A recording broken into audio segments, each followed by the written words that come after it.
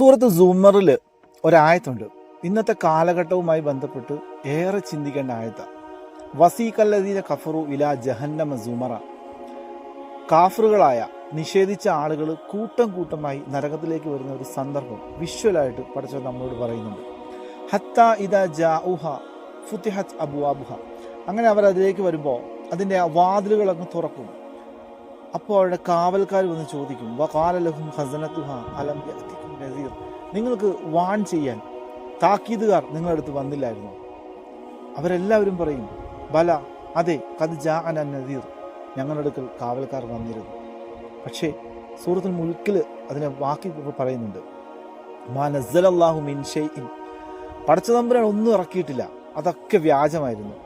മുഹമ്മദ് നബി എന്ന് പറയുന്ന ആളുടെ ക്രിയേറ്റിവിറ്റി ആയിരുന്നു ഈ ഖുർആനൊക്കെ. അതുകൊണ്ട് ഞങ്ങളതൊക്കെ തള്ളിക്കളഞ്ഞു. എന്തുപറ്റി? ഹക്കത്ത് കലിമത്ത്, ശിക്ഷയുടെ വാക്ക് സ്ഥിരപ്പെട്ടു.